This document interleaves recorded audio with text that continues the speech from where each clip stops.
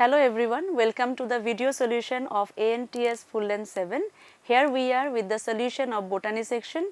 First we will start with the section A. Let's see the first question. In the first question we can see that select the pair of fungi which belongs to class Deuteromycetes. Deuteromycetes होता है fungi imperfecti. क्यों बोलते हैं इसको fungi imperfecti? Because they do not have any sexual reproduction. एकदम easy सा question है. यहाँ पे हमें ढूंढना है इनमें से कौन से fungus Deuteromycetes को belong करते हैं. So we'll start with the beginning. सबसे पहले ऑप्शन में है Alternaria. Alternaria belongs to Deuteromycetes. Morels belong to Ascomycetes. ठीक है, तो ये तो कैंसिल हो गया. Aspergillus belong to Ascomycetes. Bracket fungi Basidiomycetes. Colletotrichum Deuteromycetes. Alternaria again Deuteromycetes. Trichoderma Deuteromycetes. Aspergillus again we know Ascomycetes, है ना. तो हमें क्या ढूंढना था कि इनमें से कौन से फंगस ड्यूटेरोमाइसिटिस को बिलोंग करते हैं. तो of course will go with the option number C. ठीक है. फर्दर अगर हमें और जानना है तो हम ये याद रख सकते हैं कि कॉलिटोट्रिकम फेल्केटम एक पैरासाइटिक फंगस है जो कौन सा डिजीज करता है, red rot of sugar cane. And Alternaria solani it causes early blight of potato. ठीक है, that will be sufficient for us. Let's go to the next question. 102. Hold simple leaves with reticulate venation are present in. Okay, hold एक type का फाइलोटॉक्सी है जहाँ पे phyllotaxy है जहाँ पे क्या होता है कि more than 2 leaves will be present on a single node. Okay, next simple leaf क्या होता है, जहाँ पे लेमिना इंटैक्ट होता है, कोई इंसिशन नहीं होता, और अगर इंसिशन है then it will not cut the midrib. I think you know the definition of simple leaf, and here it is given reticulate venation. Reticulate venation is a characteristic of the dicot leaf जहाँ पे mid veins होते हैं, mid veins branch होते हैं into veins, veins into veinlets. Okay, तो बहुत सारे information हमारे question में दिया हुआ है and we have to find out the example जहाँ पे ये सारे characteristic है. Let's read the first option. First option में दिया हुआ है China rose. First of all, China rose shows alternate phyllotaxy. Alstonia is hold phyllotaxy. Okay, तो जो हमें चाहिए था. Even in Alstonia we can find simple leaf, and yes, it also shows reticulate venation. तो somehow we got our answer, that is option B. अभी बाकी सारे option भी देख लेते हैं, जैसे कि कैलोट्रोपिस में हमें मिलेगा ऑपोजिट फाइलोटैक्सी, तो calotropis will not be the correct answer. Neem, जबकि यहाँ पे देखो क्वेश्चन में दिया हुआ है सिंपल लीफ, और हम सबको पता है नीम में होता है पिनेटली कंपाउंड लीव्स, जहाँ पे लीफलेट्स अरेंज होते हैं on a common axis. What is the common axis called? That is called rachis. Right, then we'll go with the option number B. Moving to the next question. Okay, 103. Plasmolysis is due to. Plasmolysis कब होता है? You can see the name. Plasmolysis माने break down of the protoplasm. Protoplasm कब break होता है? जब protoplasm excessive water loss कर लेता है. And the loss of water, that means water moving out of the cell, that will be of course exosmosis. जब भी किसी सेल को हम लोग हाइपरटोनिक सोल्यूशन में रखते हैं, मतलब जो साइटोप्लाज्म है वो हाइपोटोनिक है और आउटर सोल्यूशन हाइपरटोनिक है, then according to the rule of osmosis और according to the rule of water potential, water will move out from hypotonic to hypertonic. तो पहले यहाँ पे प्रोटोप्लाज्म से वाटर लॉस होता है ना, और धीरे धीरे प्रोटोप्लाज्म जब फाइनल प्लाज्मोलाइसिस में आ जाता है, protoplasm will shrink at the centre and the space between the protoplasm and the cell wall will be filled with hypertonic solution. तो यहाँ पे जब हमें क्वेश्चन दिया है plasmolysis, we have to think that the cell wall, let's see here, cell wall, and think this is the protoplasm which is intact, which is totally intact with the cell wall. Okay, so as the water will be lost from the cell, what is the first thing we'll see? That protoplasm will shrink and initially it will detach from the corners, somehow like this. देखो corner detachment होगा, okay. After that you will see कि protoplasm will be completely detached from the cell wall and it will be almost round at the center, and in the final stage of plasmolysis we'll see completely shrinked protoplasm and the spaces filled with hypertonic solution, ठीक है। तो यहाँ पे मुझे दिखाई दे रहा है कि ये टारगेट सेल है, target cell which was kept in hypertonic solution, ठीक है। ये incipient plasmolysis है, the first stage, this is evident plasmolysis and this one is the final plasmolysis। तो सबसे मेनली यहाँ पे हमें सीखना है कि प्लाज्मोलाइसिस हमेशा एक्सोऑस्मोसिस में होता है। एक्सोऑस्मोसिस कहाँ पे है? ऑप्शन नंबर डी में है, ठीक है। So I will go with the option number D. Next question is in maize seed, the outer covering of endosperm separates the embryo by a proteinaceous layer called, okay, maize seed, that means it is monocot. In the monocot seed, mostly they are endospermic and their endosperm fill the bulk portion of the seed. maize में भी जो maximum portion है ये endosperm ही ले लेता है। तो endosperm के ऊपर एक प्रोटीन रिच लेयर होता है जिसको हम बोलते हैं aleurone layer. So automatically we got our answer here, right. So this is what, this is aleurone, aleurone layer जो कि प्रोटीन से बना हुआ है and it is covering the endosperm, right. अच्छा, ऑप्शन में और क्या क्या दिया है, let's see what are the options. जैसे कि स्कूटेलम, स्कूटेलम क्या होता है? Scutellum is the shield shaped cotyledon of the monocot, right. Then if I see here, this is the embryonal axis, यहाँ पे हमें मिलेगा प्लूम्यूल, यहाँ पे मिलेगा रेडिकल। प्लूम्यूल के ऊपर जो लेयरिंग है this is coleoptile and radical के यहाँ पे जो लेयरिंग है that means the covering of radical that is called coleorhiza, right. तो यहाँ पे स्कूटेलम नहीं होगा, स्कूटेलम कॉटिलेडन होता है। Pericarp, pericarp is the fruit wall, right. Aleurone layer is our answer. Coleoptile is the hollow foliar structure that covers the plumule, so coleoptile भी नहीं होगा। So here will go with the option number C. Moving to question number 105, which element is very essential for uptake and utilization of calcium ion, membrane functioning, then pollen germination and carbohydrate translocation via phloem? So it's a very direct question. The question is from mineral nutrition and of course I know you able to answer this. The answer is boron, okay। तो यहाँ पे boron के सारे जो function है सब कुछ दिया गया है।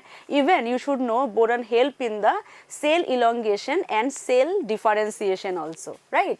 तो यहाँ पे बाकी सारे जो ऑप्शन है, let's see, let's discuss something.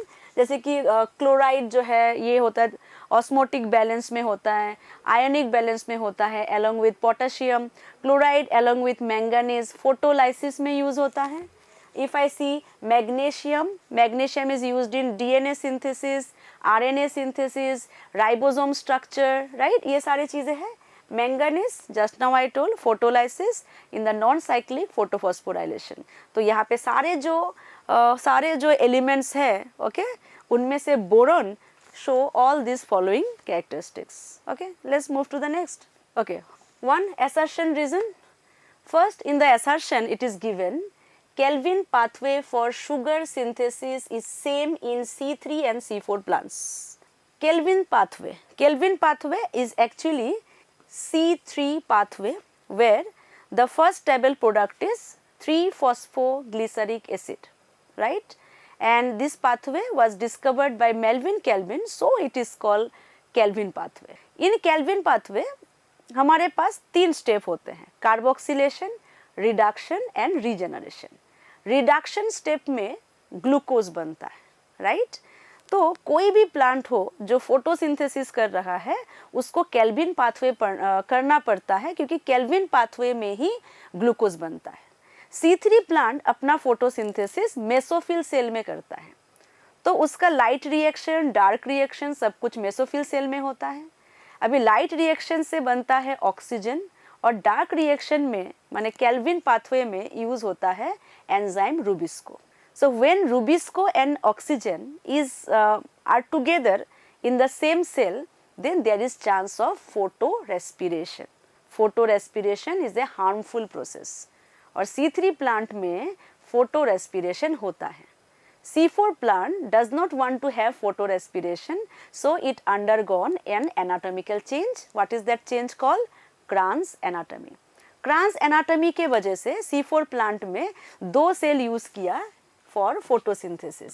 Mesophyll cell में है high oxygen because mesophyll cell has granal chloroplast जिसके वजह से ऑक्सीजन प्रोड्यूस होता है मेसोफिल में, जबकि बंडल शीट सेल में हमको मिलेगा रूबिस्को. ओके तो यहाँ पे C4 प्लांट जो है ये C4 साइकिल फॉलो करता है by taking 2 different cells 2 different compartments. लेकिन C4 cycle is only to avoid photorespiration. मतलब अगर C4 प्लांट भी है उसको केल्विन साइकिल जरूर करना पड़ेगा. तो असर्शन जो है असर्शन तो करेक्ट है. क्या लिखा था कि kelvin pathway for sugar synthesis it is same in C3 and C4 plants. Yes it is same, even the cost is same in case of kelvin pathway, right. Just for C4 pathway because वो extra कर रहा है उसको और 12 ATP expenditure होता है. We know C3 का expenditure कितना है 18 ATP 12 NADPH. C4 को और एक्स्ट्रा 12 ATP यूज होता है but the pathway is same. And what is the reason? C3 is the only pathway for synthesis. Yes okay तो assertion is correct, reason is correct and reason is the correct explanation of this assertion. So I will go with the option number A. Okay, very easy it was. Okay, moving to the next. The Abingdon tortoise in Galapagos Island become extinct within decade after goats were introduced on the island is the example of. Okay, so this question is from ecology. There is a study about competition. तो क्या देखा गया कि Galapagos island में Abingdon tortoise थे और जब वहाँ पे ह्यूमन आके रहने लगे गॉड्स वहाँ पे आ गए एंड गॉड्स बहुत विगोरस ईटर थे, उसका ब्राउजिंग एबिलिटी ज़्यादा था, इसके वजह से एबिंगडन टॉर्टोइस वहाँ से एक्सटिंक्ट हो गए. ठीक है, तो ये जो स्टडी है कि because of the browsing affinity, because of the browsing ability higher और vigorous eating of goat, Abingdon tortoise got extinct. What is this called? What is that competition called? That is known as a competitive exclusion. Okay, this competitive exclusion was given by Gauss. So even it is called Gauss principle of competitive exclusion. तो Gauss ने क्या कहा था कि अगर resources limited है तो जो superior competitor होगा वो अपने inferior competitor को एक ना एक दिन वहाँ से exclude कर देगा. ठीक है, ये गॉस ने ये कहा था और ये यहाँ पे जो गॉट है, got was the superior competitor, Abingdon tortoise was inferior competitor. तो वो जो है इन्फीरियर कॉम्पिटिटर धीरे धीरे क्या हो गया, वहाँ से एक्सटिंक्ट हो गया. तो ये कॉम्पिटिटिव एक्सक्लूशन प्रिंसिपल है. उसके अलावा if we go through the other options we can see here competitive release.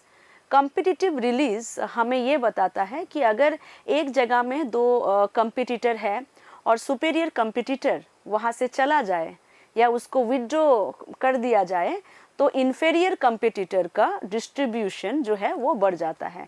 यहाँ पे एक हम लोग पढ़ते हैं यहाँ पे कॉर्नेल्स फील्ड एक्सपेरिमेंट, जहाँ पे दो बार्नाकल पे एक्सपेरिमेंट किया गया था. One was Balanus, another was Chthamalus, and when Balanus were removed from that place the distribution of the Chthamalus had been increased, right. तो लेकिन ये हमारे लिए ये प्रोबेबल आंसर नहीं है. रिसोर्स पार्टीशनिंग में याद करो कौन सा था कि मैक आर्थर ने देखा था कि there are 5 species of warbler birds on the same tree and no one is excluded and they are living on the same tree by sharing the resources. You can say resource partitioning is somehow opposite to the Gauss competitive exclusion principle, right. Brood parasitism एकदम big no है यहाँ पे. Brood parasitism, example of parasitism, जहाँ पे एक parasite bird है वो अपने अंडे जो है वो होस्ट बर्ड के नेस्ट में देती है। यहाँ पे हमने पढ़ा था the cuckoo bird and the crow bird. Okay, I hope it is clear now. Let's go to the next question. 108, match the terms in column 1 with their description in column 2 and choose the correct answer. Okay, let's see, let's match it. Dominance, dominance कौन सा होगा? This one. In a heterozygous organism only one allele express itself. So if I write capital T small t, है ना, तो यहाँ पे तो heterozygous organism है, लेकिन express कौन सा करेगा? Express करेगा capital T, that is tall. ठीक है, co-dominance में हम देखते हैं यहाँ पे in a heterozygous organism both allele express themselves fully, दोनों ही अपने आप को एक्सप्रेस करेगा, जैसे कि ह्यूमन ब्लड ग्रुप में होता है blood group AB। Pleiotropy, pleiotropy a single gene influences inheritance of many characters, जिसका एग्जाम्पल है sickle cell anaemia and pleiotropy. Polygenic, many genes govern a single character, जहाँ पे हम पढ़ते हैं human skin colour. Right, we got all the matches. तो अभी देखते हैं हमारे पास क्या है, देखो A2, B3, C4 and D1. So we'll go with the 2, 3, 4, 1. 2, 3, 4, 1. That is option number B.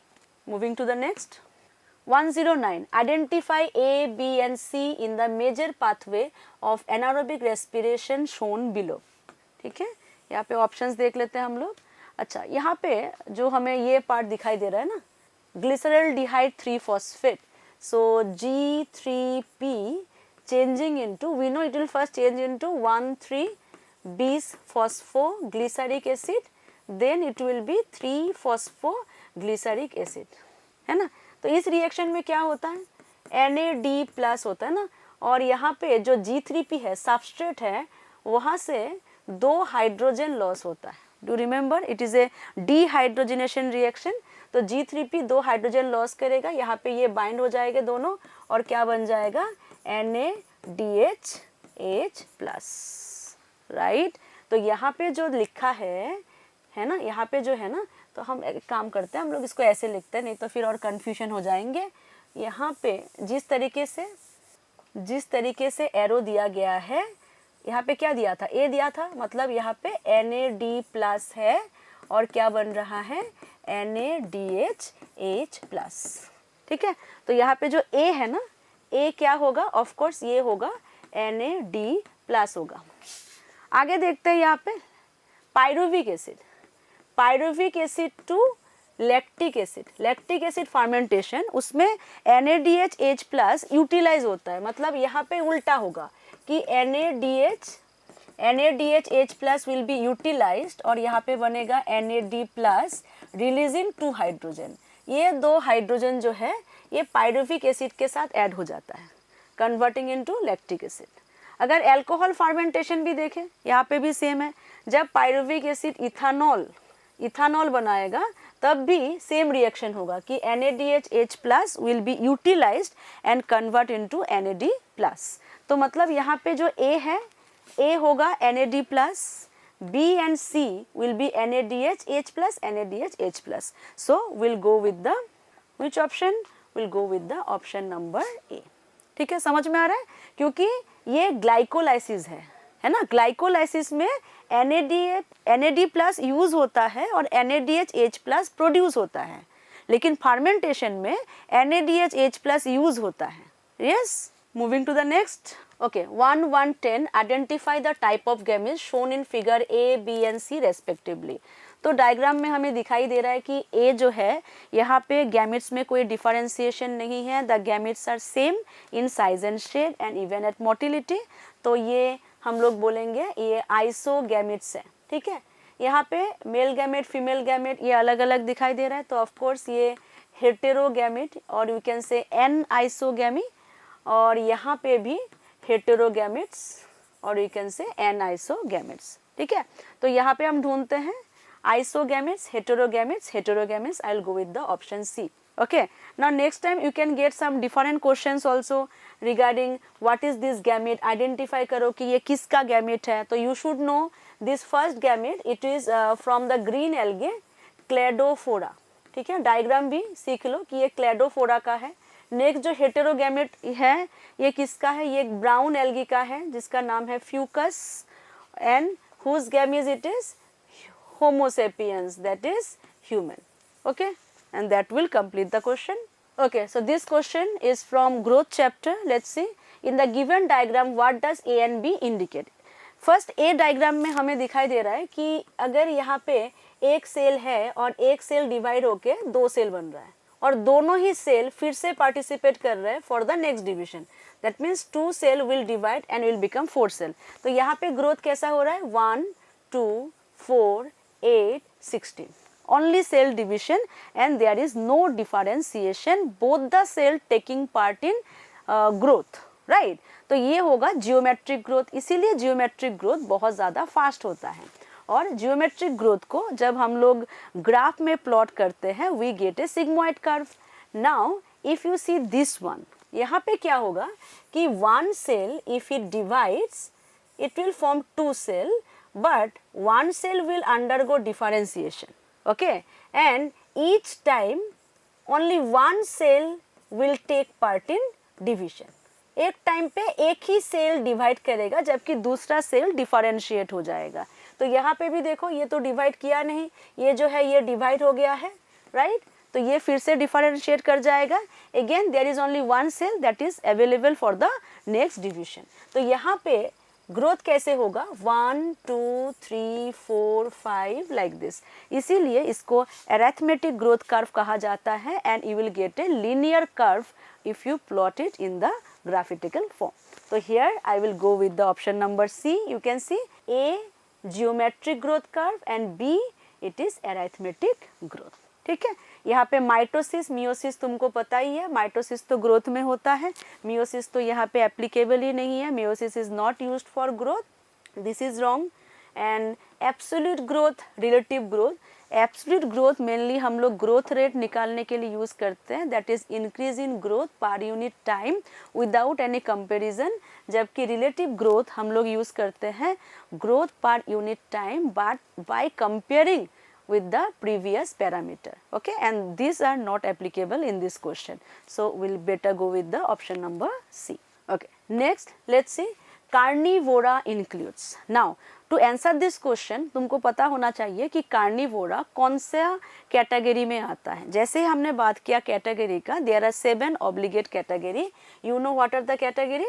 That is species, genus, family, order, class, phylum और division and kingdom. ठीक है, कार्निवोरा एक ऑर्डर है, Carnivora is an order and if Carnivora is an order, अभी देखो order कैसे बनता है, that is group of similar families. यहाँ पे कहाँ पे है, group of organism belonging to related families, right? So I will go with the option C. ठीक है, now if I want to know better on this, तो जैसे कि मुझे पता है डॉग फैमिली, ठीक है, डॉग फैमिली क्या होता है, कैनिडी, डॉग फैमिली होता है Canidae, and cat family it is Felidae. So this Felidae and Canidae, these are related family and together they make the order carnivora. So that's why our option C is correct. Moving to the next here, in gymnosperm pollination takes place by, right? So gymnosperms are the first pollinated plant, and when pollination start then the male gametes become non-motile, क्योंकि male gamete को pollen grain ही carry करके लेके जाता है। And ये भी हमें जानना चाहिए कि इस प्रोसेस को कहा जाता है siphonogamy, right? Very interesting name, siphonogamy.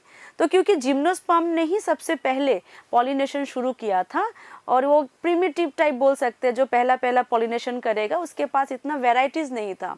तो gymnosperm use to pollinate only by air, that is wind pollination. तो यहाँ पे हम जाएंगे ऑप्शन बी के साथ। And what is wind pollination call? I know you know the answer, that is anemophily. And what is water pollination? Hydrophily. What is insect pollination? Entomophily. And what is animal pollination? That is zoophily. ठीक है। तो बाकी जो तीनों का जो हमने लिखा है, it is shown by angiospermic plant, that is flowering plants, right. Okay, moving to the next, triple fusion in angiosperm is the fusion of second male gamete with, okay, so if I draw a pollen tube, you know there are two male gametes, right? Two male gametes. These two male gametes, if you see these two male gametes, one male gamete will do the syngamy. बोलो, male gamete किसके साथ fuse होने से syngamy होता है? Female gamete के साथ, egg के साथ। तो जब मेल गैमेट एग्जैक्टली एग को फर्टिलाइज करते हैं तब उसको बोलते हैं true fertilisation, that is syngamy. बोलो तो सिनगैमी का रिजल्ट क्या है? What is the result of the syngamy? That is zygote, है ना, एकदम आसान। अभी ये जो दूसरा मेल गैमेट है, ये दूसरा मेल गैमेट क्या करेगा? देखो, दो पोलर न्यूक्ली है, दोनों हैप्लॉइड होता है। पोलर न्यूक्ली कहाँ पे है? पोलर न्यूक्ली है सेंट्रल सेल में, है ना, सेंट्रल सेल में होता है। ये दो पोलर न्यूक्ली फ्यूज हो जाके क्या बनता है? एक सेकेंडरी न्यूक्लियस बनता है जो कि डिप्लॉयड है। ये सेकेंडरी न्यूक्लियस अभी एक मेल गैमेट के साथ फ्यूज होगा और यहाँ पे बनेगा एक triploid nucleus. What is this triploid nucleus called? It is called PEN, primary endospermic nucleus. और सेल को क्या बोलेंगे? प्राइमरी एंडोस्पर्मिक सेल, जो कि पोस्ट फर्टिलाइजेशन में एंडोस्पर्म बनाएगा। And what is the function of the endosperm? Providing nutrition to the developing embryo. ठीक है, तो यहाँ पे इस प्रोसेस को कहा जाता है triple fusion. Syngamy and triple fusion together make the double fertilisation. तो यहाँ पे अगर हमें पूछ रहा है triple fusion in angiosperm is the fusion of second male gamete with, हम क्या बोलेंगे? Two polar nuclei, that is secondary nucleus. I will go with the option number A. Okay, got it? Okay, 115 lipids are arranged within the membrane with, okay, membrane, cell membrane, biomembrane. Most accepted model is the Singer and Nicholson fluid mosaic model, right? In this model it was given that जो hydrophobic tail part है वो membrane के अंदर होता है और जो hydrophilic मतलब पोलर हेड होते हैं वो बाहर की तरफ होता है। Okay, so I can show here you little bit of idea here. You can say this is one head, you can see one head and two tail. Let me draw some of them. One head, two tail, इस तरीके से होते हैं, sure? और यहाँ पे क्योंकि by layer है, so the tail will be face to face. Okay, तो I am not going to draw the, you know, protein part and all, क्योंकि हमारे पास प्रोटीन का क्वेश्चन है नहीं यहाँ पे बस देखो यहाँ पे जो हेड पार्ट है वो कहाँ पे है? हेड पार्ट कहाँ पे दिखाई दे रहा है? हेड हमें बाहर की तरफ दिखाई दे रहा है और ये वाला पार्ट क्या है? टेल पार्ट है। टेल पार्ट कहाँ पे है? अंदर की तरफ है, राइट, श्योर। तो यहाँ पे देखते क्या लिखा है, देखो, हेड टुवर्ड्स आउटर साइड, माने polar hydrophilic part toward outer side and tail toward inner side, है ना। तो ये हो गया हमारा option number C is the correct description of the phospholipid bilayer, right. Let's move. Okay, 116 in DNA replication the Okazaki segments on lagging strand are joined by, this is very interesting. देखो, DNA replication में main enzyme है DNA polymerase. DNA polymerase can synthesise DNA in the direction 5 prime to 3 prime। मतलब ये read कौन सा template करता है? ये 3 प्राइम टू 5 प्राइम टेम्पलेट को रीड करता है। तो जो टेम्पलेट 3 प्राइम टू 5 प्राइम है वहाँ पे कंटिन्यूअस सिंथेसिस होता है जिससे बनता है लीडिंग स्ट्रैंड। लेकिन जो टेम्पलेट, ध्यान से सुनो, जो टेम्पलेट ऑपोजिट पोलैरिटी का है, मतलब जहाँ पे टेम्पलेट 5 to 3 प्राइम है वहाँ पे बनता है लैगिंग स्ट्रैंड, वो सिंथेसिस डिसकंटिन्यूअस होते हैं। तो वहाँ पे शॉर्ट फ्रेगमेंट्स ऑफ डीएनए बनते हैं, इनको कहा जाता है ओकाजाकी फ्रेगमेंट्स। तो वहाँ पे फ्रेगमेंट्स के बीच में गैप्स होते हैं, इन गैप्स को कहा जाता है निक्स, जो लास्ट में डीएनए लाइगेस उस निक को जोड़ते हैं, मतलब ओकाजाकी सेगमेंट्स को जोड़कर एक कंप्लीट डीएनए बनता है। तो कौन सा एंजाइम उसको जोड़ता है? DNA ligase. And how to join? By catalysing phosphodiester bond. Okay, you know only DNA ligase always join the DNA strand. So we'll go with the option number A, DNA ligase. DNA polymerase, DNA dependent DNA polymerase, it is the main enzyme for DNA replication. Primase, primase का काम क्या है? RNA primer बनाना, RNA का short fragment बनाना जो कि ORI sequence के complementary होते हैं. हेलिकेस का काम क्या है? Okay, to break down the hydrogen bond, DNA coil को अनवाइंड करना टू मेक द टेम्पलेट, है ना, at the beginning of the replication only. तो ये सारे हमारे लिए एप्लीकेबल नहीं है. Moving to 117, which one of the following is not correctly describe? Not correctly. Okay, be sure any time you got this kind of question, mark it. Not correctly describe, wrong ढूंढना है हमें. Explant, पहले क्या लिखा है? Explant, any part of the plant from that whole plant could be regenerated. Yes, tissue culture में हम लोग होस्ट प्लांट का जो भी पार्ट लेते हैं उसको एक्सप्लांट बोलते हैं.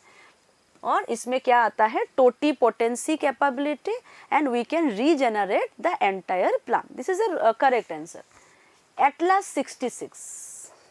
Atlas 66, a wheat variety having a high carbohydrate content. This is a wrong statement.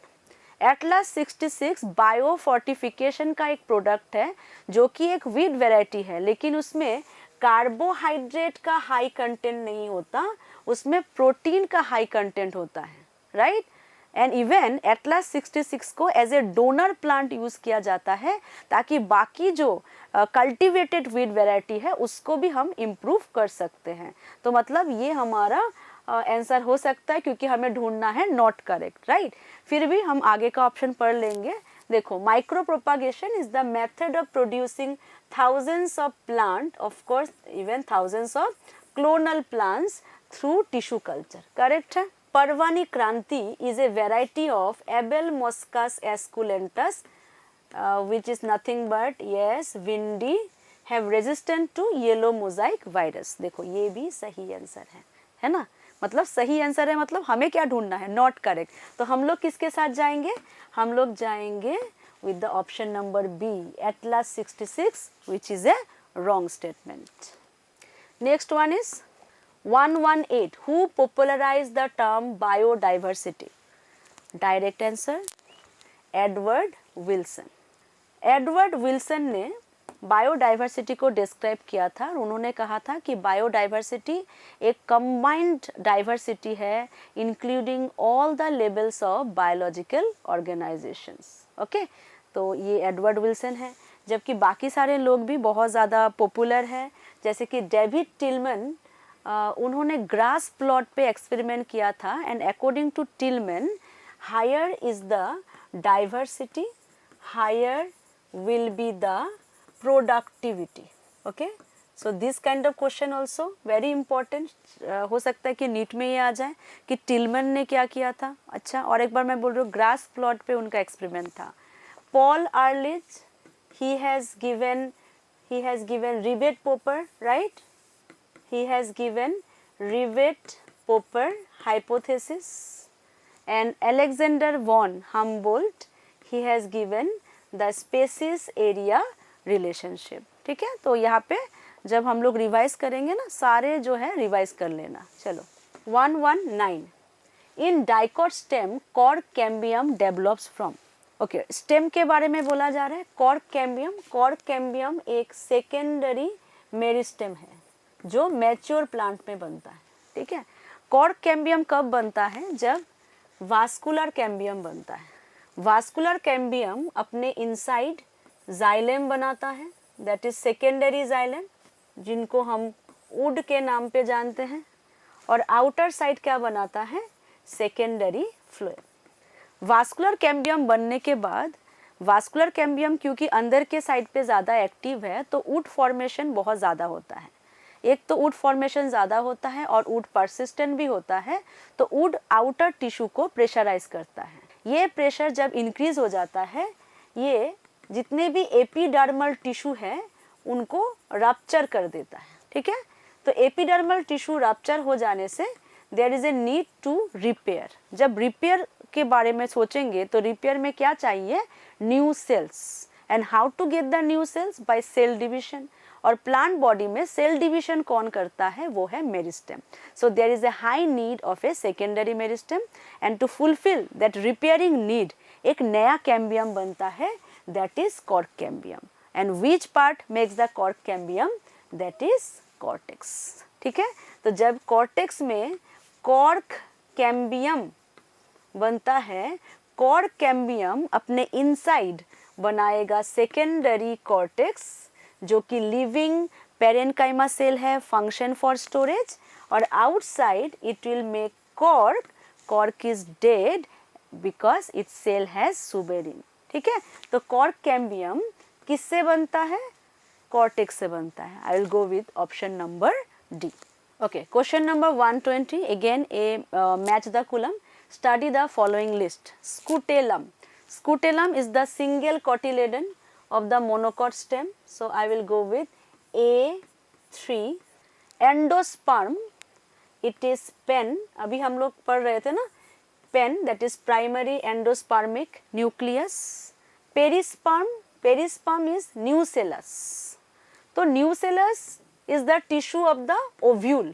जब ओव्यूल सीड बनता है, न्यूसेलस डीजेनरेट हो जाता है और यू कैन से यूज्ड अप हो जाता है, लेकिन कुछ सीड है जो मैच्योर कंडीशन में भी न्यूसेलस उसमें होता है, जैसे कि कॉफ़ी, ओके, और you can say black pepper, beet, उसमें न्यूसेलस होता है in the form of perisperm, इसलिए उनको पेरिस्पर्मिक सीड भी बोला जाता है। Embryo, I will go with zygote of course, so D I will write 2।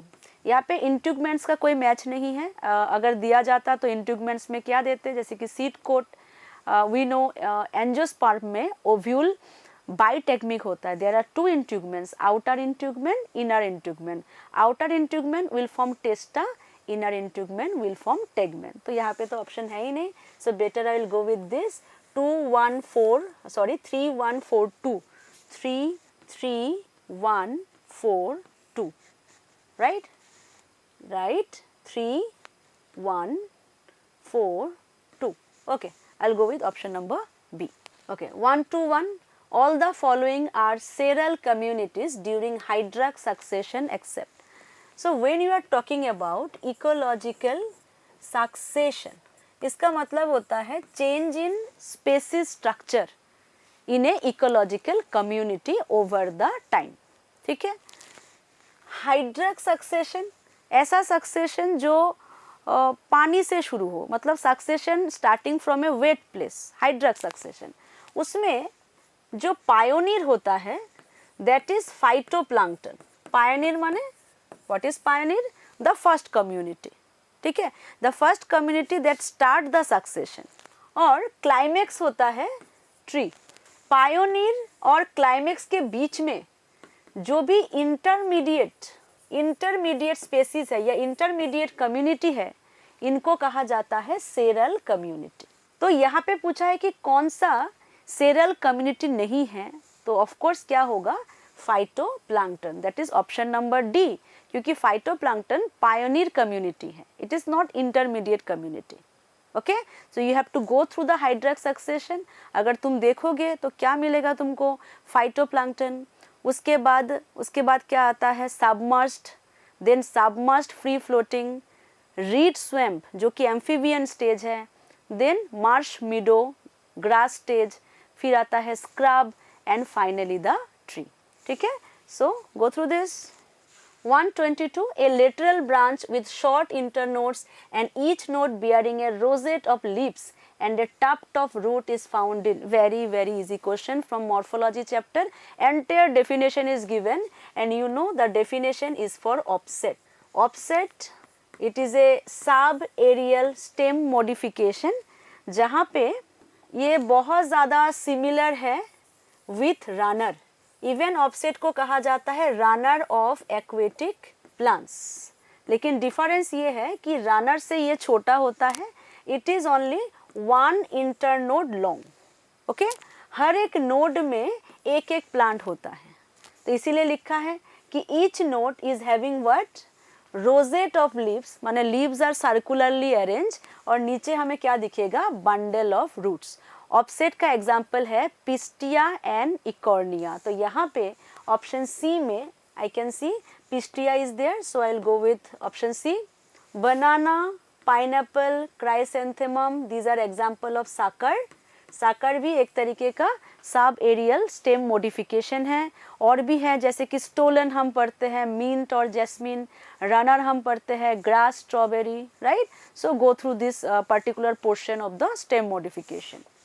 Okay, moving to the next, 123, identify the edible members of Ascomycetes. Ascomycetes, that is also called sac fungus, that are considered delicacies. माने edible हमें ढूंढना है, edible fungus Ascomycetes members से। okay?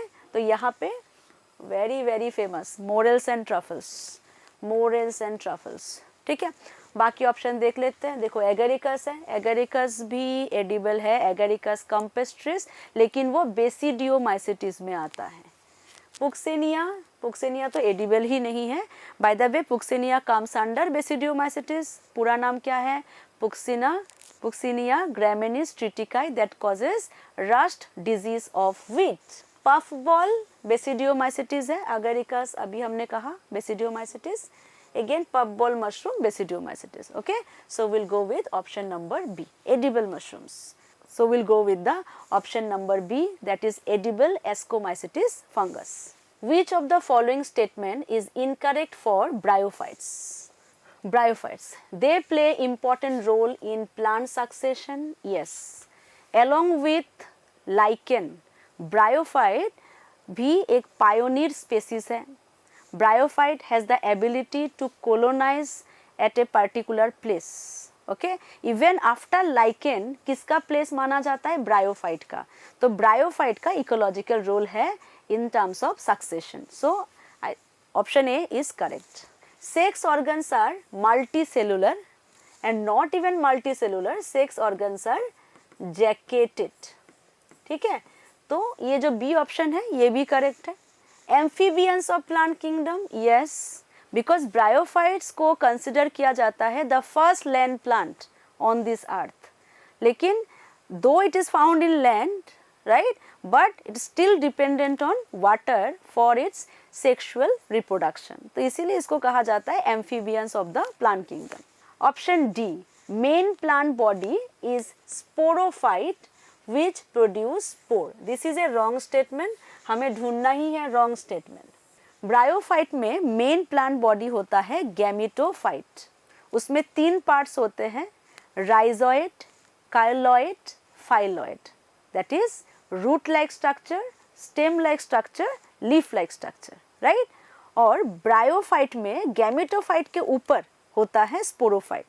Sporophyte is either partially dependent और completely dependent on the gametophyte. ठीक है, तो main plant body sporophyte है, एकदम नहीं, गैमेटोफाइट है। और गैमेटोफाइट है तो क्या बनाएगा, गैमिट बनाएगा, not producing spore. So here I will go with option number D. 125, with regard to the biological nitrogen fixation by rhizobium in association with soybean. Soybean, that is leguminous plant root, that means rhizobium is found in the root nodule of leguminous plant. उसके regarding question हमें करना है। Which one of the following does not? Again you have to search the wrong statement. पहला statement दिया है nitrogenous में require oxygen for is function, wrong statement.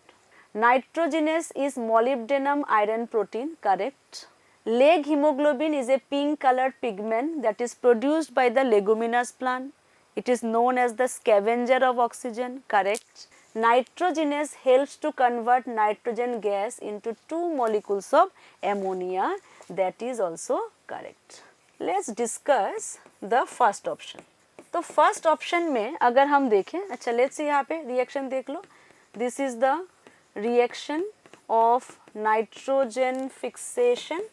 तो यहाँ पे हम लोग देख सकते हैं 1 nitrogen produces 2 molecules of ammonia. Okay, तो ये तो करेक्ट है। फर्स्ट जो है उस पर मैंने कहा कि उस पर थोड़ा सा हम ध्यान देते हैं. नाइट्रोजनस में require oxygen.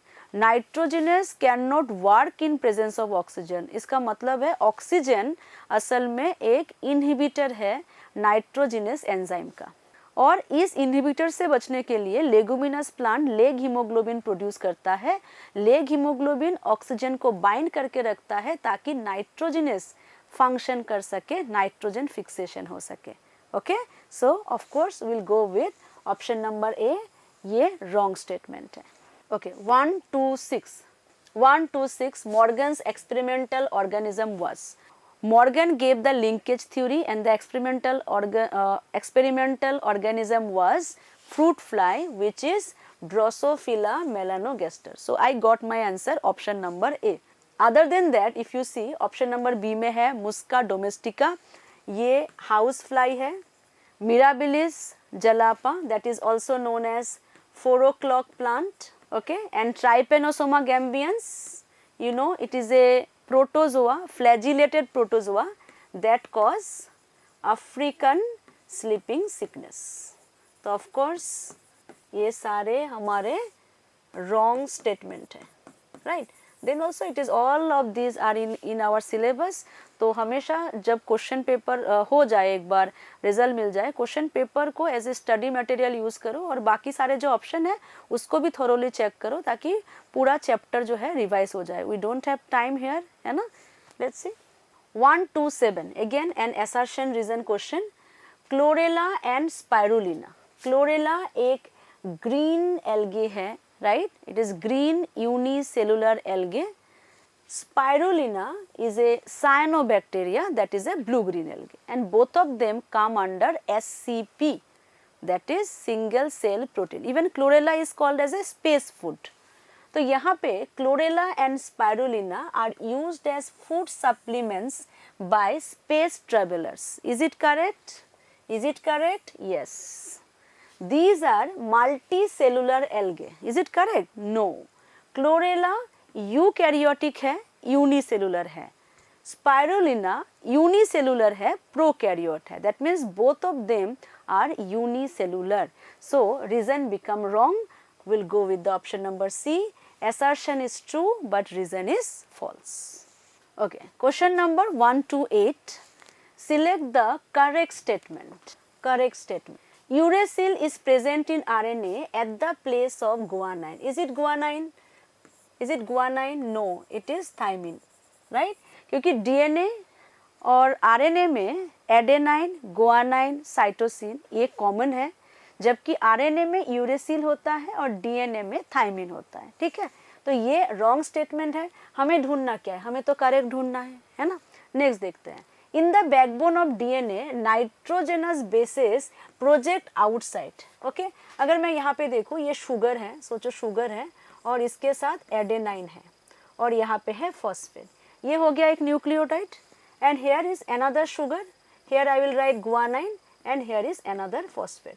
Okay, let's see now. If I right A DNA double stranded, तो A T के साथ बाइंड करेगा विद डबल हाइड्रोजन बॉन्ड और G बाइंड करेगा C के साथ with triple hydrogen bond.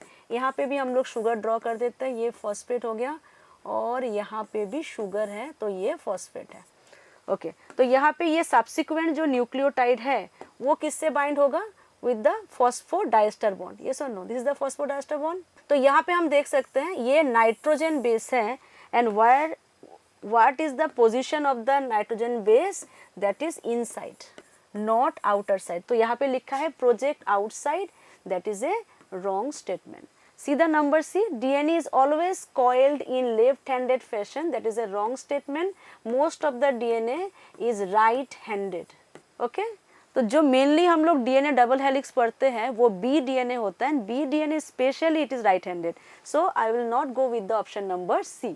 D में लिखा है 2 chains of DNA have anti-parallel polarity. This is a correct answer because if one strand go 5 prime to 3 prime, the other will go 3 prime to 5 prime, क्योंकि strand जो होता है वो complementary होता है. So in this question we have to find the correct and we'll go with option number D. Okay, next question is 1 to 9. Which one of the following types of organism occupy more than one trophic level in a pond ecosystem? Okay, so in a pond ecosystem we have to see, first one is given phytoplankton. Phytoplankton तो producer है, so it will occupy the base of the food chain. Okay, what about fish? Some fish can eat phytoplankton. If fish is eating phytoplankton, तो fish का position क्या होगा? Herbivores. तो herbivores को क्या बोलेंगे हम लोग? Primary consumer.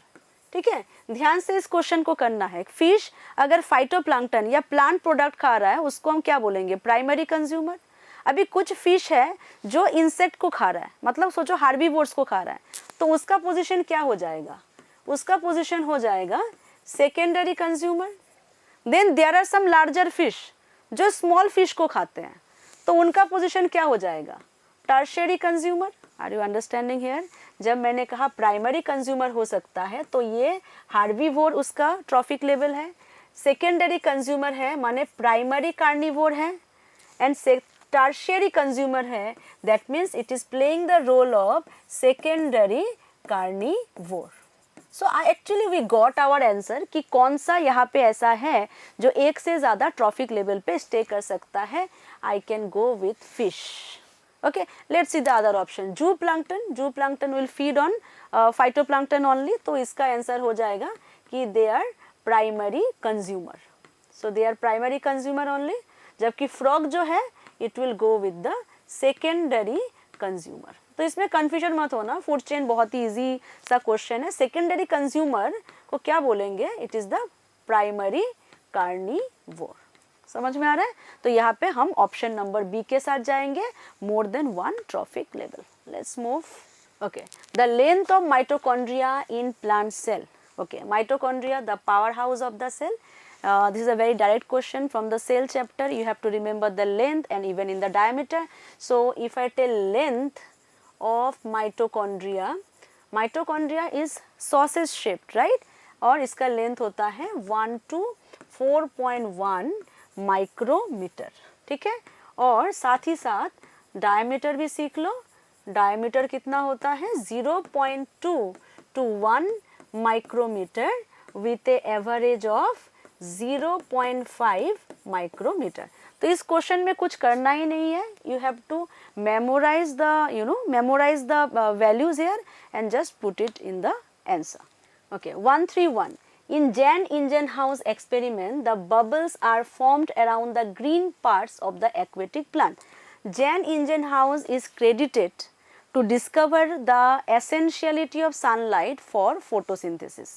Jan Ingenhousz ने aquatic plant को sunlight में रखा और वहाँ पे उन्होंने observe किया formation of bubbles. वो bubbles क्या थे? वो bubbles थे oxygen. When plant was kept in sunlight, plant was doing photosynthesis and as a byproduct plant was releasing oxygen जो कि as a bubble उनको observe हुआ. जब उस सेटअप को वो डार्क में रखे तो वहाँ पे कोई बबल ऑब्जर्व नहीं हुआ. तो इसका क्या मतलब है कि जब प्लांट्स डार्क में होता है, जब सनलाइट एब्सेंट होता है, प्लांट फोटोसिंथेसिस नहीं करता, ऑक्सीजन नहीं बना, इसीलिए बबल्स नहीं देखे. राइट? तो मतलब वो जो बबल्स थे वो क्या थे? The release of oxygen as a result of the photosynthesis. Again guys, another important thing you have to remember कि जैन इंजनहाउस ने और क्या कहा था कि this oxygen release is only from the green parts of the plant, जिसको बाद में जूलियस बॉन्सेक ने और ज़्यादा इलाबोरेट किया. राइट? पढ़ लेना यार ये सब, है ना. तो यहाँ पे हम क्या बोलेंगे? 131 में ऑप्शन सी में देखो, release of oxygen during photosynthesis, Jan Ingenhousz. Next one, percentage of recombination between A and B is 9%, A and C is 17, B and C 26. Then the arrangement of gene is okay. They are talking about the position of gene in a particular chromosome. यहाँ पे हमें पता लगना है कि ये gene map का concept है. जीन मैप दिया था किसने? अल्फ्रेड स्टुअर्ट वंट ने फर्स्ट जीन मैप बना था on the X chromosome of Drosophila.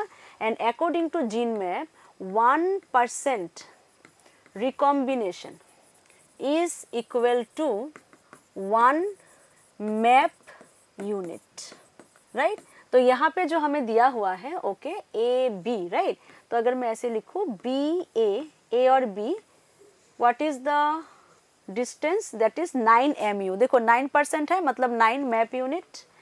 ए और सी का दिया हुआ है, ए और सी का कितना दिया हुआ है 17, that is 17 mu।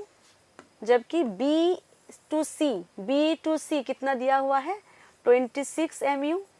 So if I plus 9 plus 17, do I get 26? Yes. So what is the arrangement? BAC. If I show it in a chromosome, I'll write this. तो ये हो गया BAC. I will go with the option number D. Okay. 133. Which of the following statement is not correct about Amazon rainforest? There are more than 1,25,000 invertebrates. Correct. At least 2 million insect species waiting to be discovered. Correct है. Okay, ये पढ़ना पड़ेगा, right? Biodiversity chapter में बहुत सारे number, बहुत सारे values, findings, parameters दिया हुआ है. You have no other choice बस to memorise it. Option C में क्या दिया है? Reptiles and mammals are equally diverse. No. Mammals and amphibians are equally diverse, which was 427 species. Okay. Reptiles, it was 378 species. Okay. The option C is wrong. What we are searching? Not correct. I'll go with the option number C. Otherwise, yes, there are around 3,000 species of fishes. This is correct. So we'll go with the option number C here. Okay. 134. Carbon skeleton produced during respiration is used. Carbon skeleton produced during respiration. What is respiration? Respiration is breaking down of food, breaking down of complex substances in order to release energy, and that energy is the cellular currency that we known as ATP. But during the breakdown there are some intermediate substances, और ये जो intermediate substances हैं वो हमारे body में बहुत सारे अलग अलग बायोमोलिक्यूल्स बनाते हैं. तो यहाँ पे इनको कहा जा रहा है कार्बन स्केलेटन, और ये कार्बन स्केलेटन मतलब कार्बन प्रोडक्ट जो है ये प्रिकर्सर है for different types of biomolecules. इसको हम लोग और एक तरीके से जस्टिफाई कर सकते हैं क्योंकि रेस्पिरेशन को हम जानते हैं as a amphibolic pathway. Amphi का मतलब होता है बोथ, मतलब रेस्पिरेशन है both catabolic plus anabolic.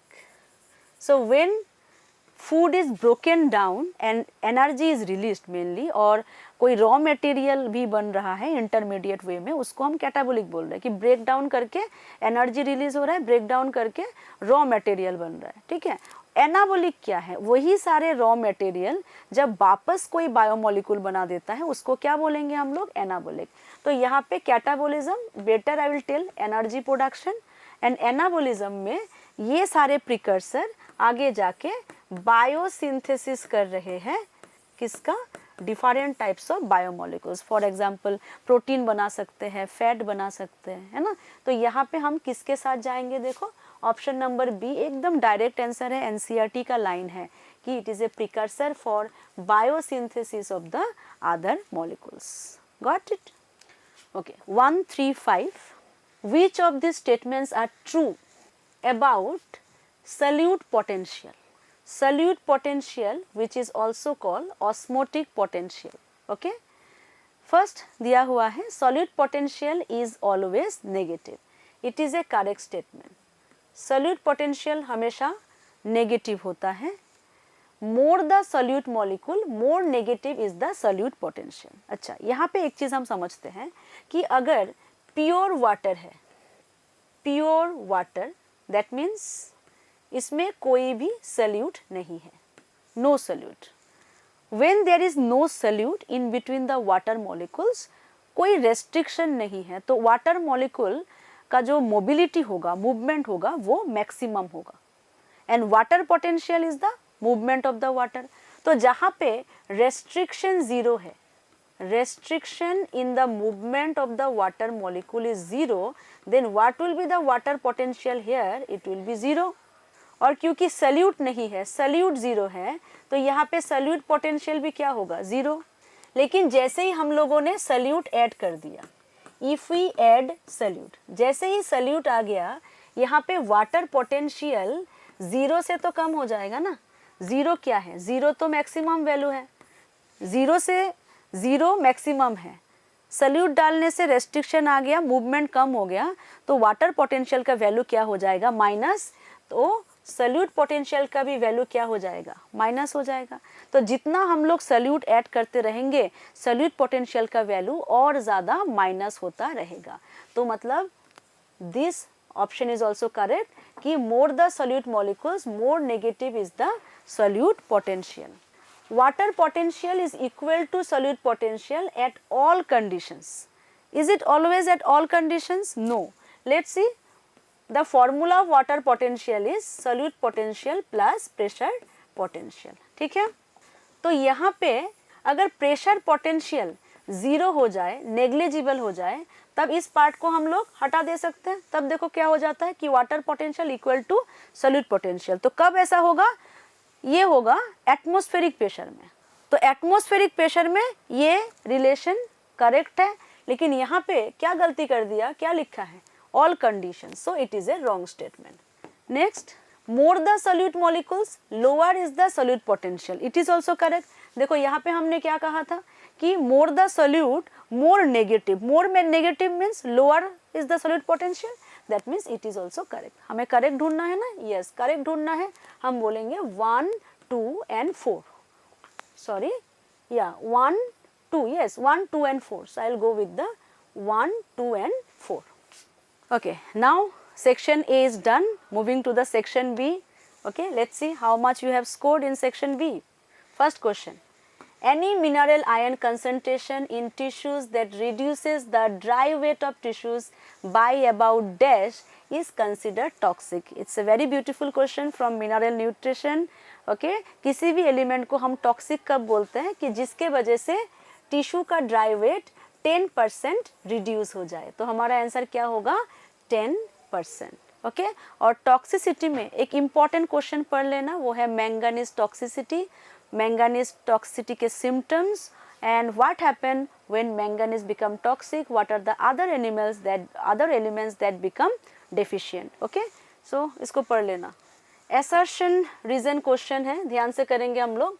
When two genes in a dihybrid cross were situated on the same chromosome, the proportion of parental gene combinations were much higher than the non-parental type. My God, huge statement. Okay, let's see this one. Make it easy. Okay, देखो, अगर यहाँ पे हम देखें कि दो, सोचो कि ये क्रोमोसोम नंबर 1 है और ये भी क्रोमोसोम नंबर 1 है, राइट? डाईहाइब्रिड है ना. तो यहाँ पे हम लेते हैं capital A, capital B, small a, small b. 2 characters, 2 genes, 4 alleles, right, in the homologous chromosome.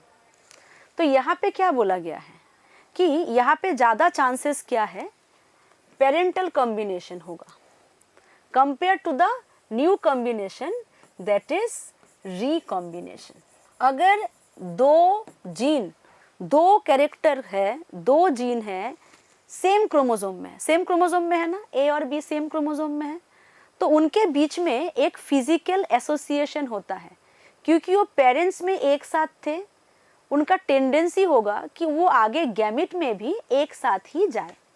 इसके वजह से पेरेंटल कॉम्बिनेशन हमेशा ज़्यादा होता है कंपेयर टू रिकॉम्बिनेशन. और जीन जितना क्लोज होगा उतना ही ज़्यादा लिंकेज होगा, मतलब उतना ही लेस चांस होगा उनका ब्रेक होने का. Got it? Lower is the distance, less is the distance between the genes, more is the linkage, less is the chance of the crossing over, less is the recombination. That is your concept. It is given by whom? Morgan. Let's see now. I think you have understood. तो यहाँ पे क्या दिया है? When two genes in a dihybrid cross situated on the same chromosome, parental gene combination were much higher then the non-parental type, that is recombination. Reason क्या दिया है? This is due to the physical association, yes, linkage of the two genes. Assertion correct, reason correct, and reason is the correct explanation. Of course, I will go with the option number A. Reason is the correct explanation. Okay, clear?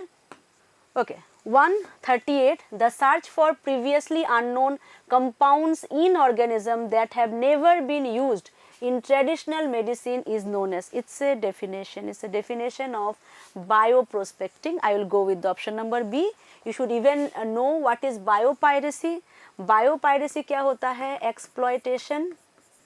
exploitation or you can say unauthorized use of any traditional knowledge or genetic material or any organism, any biomolecule, है ना? These are called biopiracy.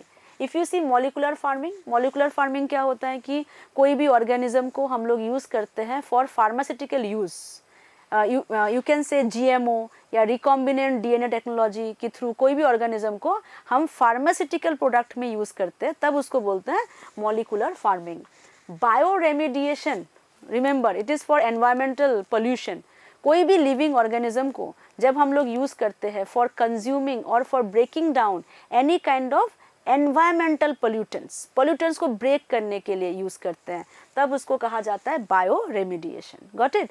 जबकि bio prospecting जो है ये हमारा यहाँ पे सही आंसर है कि देयर इज़ ए सर्च या यू कैन से एक्सप्लोर करना है हमको अलग अलग ऑर्गेनिज्म ताकि हम उसको मेडिसिन में यूज़ कर सके, ट्रेडिशनल मेडिसिन में यूज़ कर सके. ठीक है.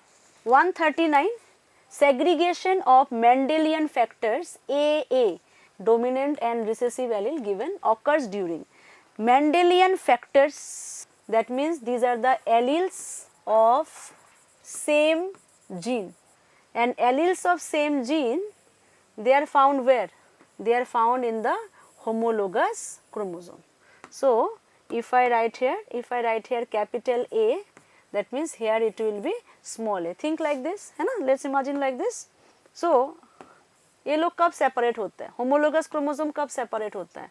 They will separate in anaphase 1 of meiosis 1. Separation of homologous chromosome और again you can say separation of the non-sister chromatids. तो हम लोग जाएंगे किसके साथ? With the option of B, anaphase 1. Even you should know this process is called disjunction. और disjunction में कोई अगर एरर हो, अगर ठीक से डिसजंक्शन ना हो, it causes a disorder. What is the genetic disorder called? It is called aneuploidy, right? जिसमें Down syndrome, Klinefelter syndrome, Turner syndrome, okay, that we have already studied. Let's see. Consider the following statement concerning food chain. पहला क्या दिया है? Removal of 80% tigers from an area resulted in greatly increased growth of vegetation. अगर एक जगह में 80% tigers are carnivores, tigers are predators, इनको अगर रिप्लेस कर दे तो क्या वहाँ पे प्लांट का पॉपुलेशन इंक्रीज होगा? नो. क्योंकि अगर कार्निवोर को हटा दे तो हार्बीवोर का पॉपुलेशन इंक्रीज होगा और प्लांट का पॉपुलेशन डिक्रीज होगा. Number 2, removal of most of the carnivores resulted in an increased production of deer. This is a correct statement. Number 2 is correct. Okay.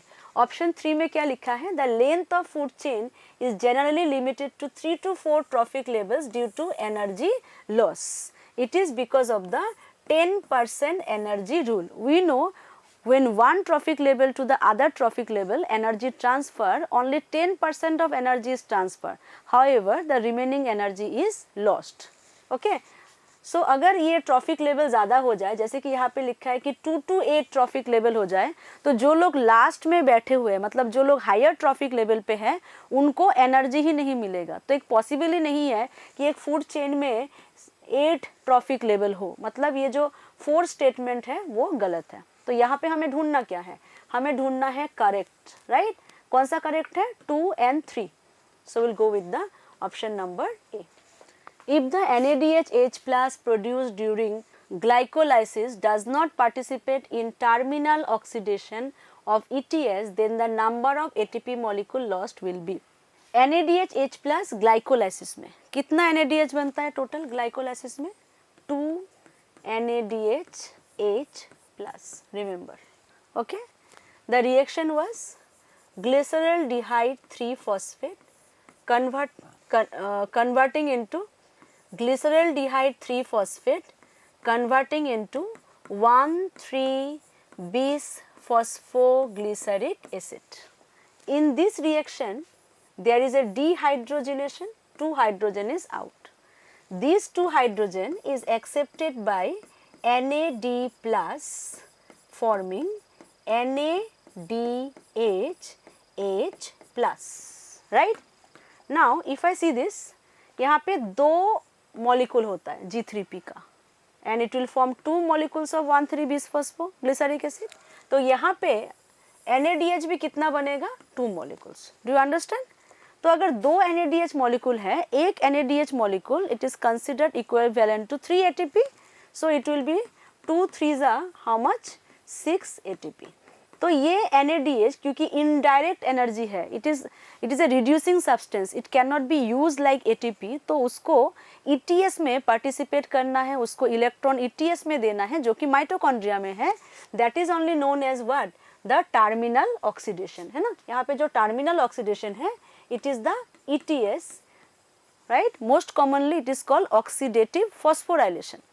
तो अगर ये NADH टर्मिनल ऑक्सीडेशन में participate ना करे तो कितना ATP लॉस होगा? Will go with the 6 ATP, right. So 6 ATP कहाँ पे है? ऑप्शन नंबर सी में. Next one 142. Which one of the following process during decomposition is correctly describe? Correctly describe. Let's see. Fragmentation. Fragmentation is broken down of substances. Decomposition जैसे ही हम बोलते हैं, raw material क्या होता है? रॉ मटेरियल होता है डेट्रिटस, और जो डेट्रिटस को ब्रेक करे उनको कहा जाता है डेट्रिटिवोर्स. ओके, तो carried out by organisms such as earthworm. Yes, earthworm is a detritivore. Similarly और भी बहुत सारे हैं जैसे कि वुड लाउज, देन मिलीपेट्स, ये सारे डेट्रीवोर्स है, और आई कैन से डेट्रिटिवोर्स है जो डेट्रिटस को फ्रेगमेंटेशन करते हैं. And fragmentation is the first step of decomposition. So I got my correct answer here. Then also will read the other options. Humification leads to the accumulation of a dark colored substance humus which undergoes microbial action at a very fast rate. Wrong. Very slow rate microbial action on the humus takes place. Wrong statement. Catabolism is the last step. Wrong. In the decomposition under fully anaerobic condition. Wrong. It occurs in presence of oxygen. Leaching, water soluble inorganic nutrient rise to the top, not rise, it move down through the soil horizon. Okay, so these are wrong, so we'll go with option number A. Correct. C3 and C4 plants show saturation at CO2 concentration beyond. C3 plant shows photorespiration, so there is loss of carbon dioxide. इसीलिए C4 plant के मुकाबले C3 plant का carbon saturation point high होता है. C4 plant में कोई भी photo respiration नहीं है, इसीलिए C4 प्लांट ज़्यादा एफिशिएंट है, इसमें प्रोडक्शन ज़्यादा होता है. तो अगर हम लोग कार्बन सैचुरेशन पॉइंट के बारे में बात करें तो C3 का सैचुरेशन पॉइंट ज़्यादा होता है, क्यों? मतलब उसको ज़्यादा CO2 चाहिए कंपेयर टू C4. तो यहाँ पे वैल्यू बस याद रखो. यहाँ पे C3 जो होता है वो होता है बियॉन्ड 450, जबकि C4 का वैल्यू होता है 360 माइक्रोलीटर पर लीटर. कहाँ पे है ये? ऑप्शन नंबर ए पे है. 450 माइक्रोलीटर. देखो किसके लिए? C3 के लिए. C4 के लिए कितना है? 360 माइक्रोलीटर पर litre. So will go with the option number A. Whose experiments cracked the DNA and discovered unequivocally that a genetic code is triplet. Okay, unequivocally माने no doubt. तो यहाँ पे जेनेटिक कोड ट्रिपलेट है या genetic code का meaning बताया, ये अगर हम सोचे तो किसने किया है? ये किया है नीरेनबर्ग एंड माथाई ने. Okay, they are credited for deciphering the genetic code. Okay, अगर हम बोलते हैं जेनेटिक कोड को डेसिफर्ड किया, मतलब उसका मतलब बताया, किसने किया था? नीरेनबर्ग और माथई. उन्होंने सेल फ्री सिस्टम में प्रोटीन सिंथेसिस किया था and they find out the genetic codes. ठीक है, so I will go with the option number C. Otherwise we can see other options, जैसे कि Morgan is for linkage theory, Sturtevant is for gene map, Beadle and Tatum it is one gene one enzyme, one gene one enzyme hypothesis के हैं. And Hershey and Chase, you know, they discovered that DNA is the genetic material. Okay, so we'll go with the option number C. In 145, it's given a woman with normal vision but whose mother was colorblind. Okay, get a pause here. Mother was colorblind. A female can be colorblind when both the genes, माने both the X chromosomes are having the particular gene. So वहाँ पे mother का genotype क्या होगा? XC. Father का कुछ भी हो, अगर मदर कलर ब्लाइंड है तो डॉटर का कंडीशन क्या होगा? XCX होगा. क्यों हमने XCX लिखा? क्योंकि यहाँ पे लिखा है कि women with normal vision, that means the daughter is what? Daughter is carrier. Okay, clear with this? ये पहले लाइन में हमने निकाल लिया. Now this women marries a colour blind man. Suppose that the fourth child of this couple was daughter. Okay, fourth child हो, first child हो, that does not matter. हमें daughter का जीनोटाइप निकालना है. तो देखो तो डॉटर का यहाँ पे कौन सा जीनोटाइप बनता है? अगर मैं XC लिखूँ, XC और यहाँ पे XXC, this is the possible daughter. तो यहाँ पे एक डॉटर है कलर ब्लाइंड और दूसरी है carrier of the colour blind gene. Question क्या है? The chances of the daughter not to have the gene of colour blind. क्या दोनों डॉटर में, या दो हो तीन हो, पॉसिबिलिटी तो हमेशा वही होगा ना. तो क्या डॉटर में ऐसा कोई चांस है कि उनमें कलर ब्लाइंड का जीन नहीं है? No, there is no chance. See, it is suffering, it may not suffering, but still they have the gene of color blindness. So we'll go with the 0%. There is 0% chance that daughter will not have the color blind gene. Okay, next one, 146. Which of the following statements regarding euglenoids is not true? Is not true. Let's see. First option में दिया है, instead of a cell wall they have a lipid rich pellicle. Does they have cell wall? No.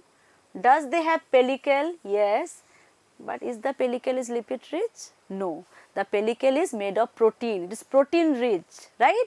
And because of the pellicle, the body is very flexible, bendable. तो यहाँ पे first statement हमें मिल रहा है wrong, not true. Okay, आगे देखते हैं. They have two flagella, a short and long one. You can see one short flagella, one long one. Even the long one is hairy. It is called tinsel. Okay. They are photosynthetic in the presence of sunlight and behave like heterotroph when deprived of sunlight. It is correct statement. That's why it is called mixotrophic nutrition, because ये autotroph भी है और heterotroph भी है. Pigments of euglenoids are identical to those of higher plants. Yes, it has chlorophyll A, chlorophyll B that is present in the higher plants. मतलब ये भी correct है. हमें ढूंढना था not true. We'll go with the option number A. 147. Pollen grains are shed at 3-cell stage in some angiosperms, and in some species the vegetative cell of pollen grain divides mitotically to form the 2 male gametes. Okay, तो यहाँ पे लिखा है कि pollen grains are shed at 3-cell stage. Okay, let's see this one. First of all, if I see pollen grain 2-cell stage में 60% angiosperm में shading हो जाता है. ये जो 2 सेल है उसमें आता है जेनरेटिव सेल एंड यहाँ पे आएगा वेजिटेटिव सेल, राइट. बाद में ये वेजिटेटिव सेल बन जाता है पोलन ट्यूब सेल, क्योंकि वेजिटेटिव सेल का मतलब होता है स्ट्रक्चरल सेल. तो ये स्ट्रक्चर बना रहा है, this structure, this is the vegetative cell. यहाँ पे दोनों ही जनरेटिव सेल भी हैप्लॉइड है, वेजिटेटिव सेल भी हैप्लॉइड है, because pollen grain is male gametophyte, तो वो हैप्लॉइड होगा। तो यहाँ तक देखो, यहाँ तक अगर मैं लिखूँ ये जनरेटिव सेल है, तो यहाँ पे मुझे दिखाई दे रहा है कि 2 सेल स्टेज है ना। वेजिटेटिव सेल ने क्या बना लिया, pollen tube cell, generative cell यहाँ पे है। आगे जाके ये जनरेटिव सेल माइटोसिस करेगा, दैट इज इक्वेशनल डिवीजन करेगा, and it will form 2 haploid cells, and what are they? These are 2 male gametes. Okay, so if I write here, so let's see in the 3 cell stage, देखो ये pollen tube cell है और यहाँ पे generative cell जो है उसने mitosis किया और 2 मेल गैमेट बनाया। This is the 3 cell stage. Got it? तो क्या अभी हम लोग असर्शन और रीजन देखें कि क्या ये जस्टिफाई हो रहा है? तो क्या हम देखें अभी असर्शन और रीजन, क्या ये जस्टिफाई हो रहा है? देखो असर्शन में क्या लिखा है, pollen grains are shed at 3 cell stage in some angiosperm, this is correct. Reason में लिखा है in some species the vegetative cell, ये रॉन्ग स्टेटमेंट है। जनरेटिव सेल डिवाइड होता है mitotically to form the 2 male gamete. So assertion is correct but reason is wrong. I will go with option number C. Okay, I think it's clear. 148 in dicotyledonous root conjunctive parenchymatous cells are present. Dicot root also shows formation of vascular cambium. Dicot root में radial vascular system है, xylem and phloem they are not at the same radius, right? Not in the same radius, they are present alternate to each other. तो अगर हम लोग यहाँ पे देखें ये सारे हैं पेरीसाइकिल, ठीक है, एक बार ध्यान देते हैं हम लोग थोड़ा सा। ये पेरीसाइकिल है ना, पेरीसाइकिल है, ये क्या है बताओ, ये हो गया फ्लोएम, ये क्या है जाइलम। तो यहाँ पे कंजक्टिव टिश्यू हमें कहाँ मिलेगा बताओ, कंजक्टिव टिश्यू कहाँ मिलेगा? In between the xylem and phloem. ये जो in between xylem and phloem है यहाँ पे हमें मिल रहा है कुछ parenchyma cell. These are the parenchyma cell, parenchyma cell living cell है डाइकोट रूट में, that forms the conjunctive tissue. तो बोला है कंजक्टिव पेरेनकाइमा सेल, तो किसके बीच में है ये? It is between xylem and phloem patches. आगे जाके ये conjunctive tissue, okay, this conjunctive tissue and along with the pericycle ये लोग बनाते हैं वास्कुलर कैम्बियम। तो वास्कुलर कैम्बियम डाइकोट रूट में मैक्सिमम पोर्शन कंजक्टिव टिश्यू से बनता है एंड मिनिमम पोर्शन बनता है पेरीसाइकिल से, ठीक है। सो ये भी हम लोगों को याद रखना है। 149 this a question from photosynthesis chapter. Diagram दिया हुआ है, फिगर दिया हुआ है, we have to identify A B C D and E. यहाँ पे ए कौन सा है? ए होगा यहाँ पे फोटो सिस्टम 2। थोड़ा सा डार्क कलर ले लेते हैं हम लोग यहाँ पे, जस्ट ए सेकेंड। ओके, तो ए क्या है यहाँ पे? फोटो सिस्टम 2, ठीक है।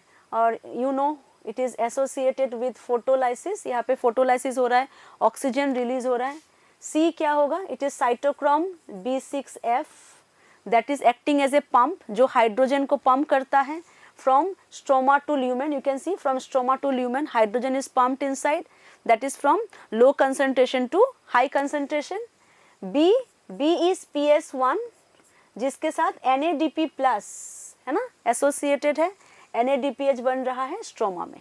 This space is lumen is the empty space inside the thylakoid, and this semi-fluid matrix around it, it is the stroma. That means E will be stroma. तो A क्या होगा? A होगा PS2, देखो A will be PS2, B will be PS1, C will be cytochrome B6F, D is lumen, E is stroma. So we'll go with the option number D. Okay, it is the diagram for photophosphorylation, correct? Okay, moving to the last question of our full length. देखो ये molecular inheritance का question है। sigma factor बताओ, sigma factor is the initiation factor of the transcription process, right? sigma factor RNA polymerase से bind होता है and help RNA polymerase to attach with the promoter sequence. Capping आता है RNA processing में, that occurs at the 5' and, जहाँ पे cap क्या होता है? Methyl गुआनोसाइन triphosphate.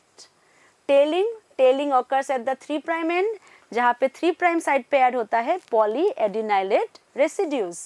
कोडिंग स्ट्रैंड का पोलरिटी क्या होता है 5' to 3', because coding strand is the non template strand जो रीड नहीं होगा, इसीलिए इसका डायरेक्शन है 5' to 3'। So we got all our answers. एक बार देख लेते हैं यहाँ पे। it is A sigma factor initiation, B number 4 5' end, C that is 5 3' end, and D that is number 1 5' to 3'. 2 4 5 1. Where is this? 2 4 5 1. So we'll go with option number B.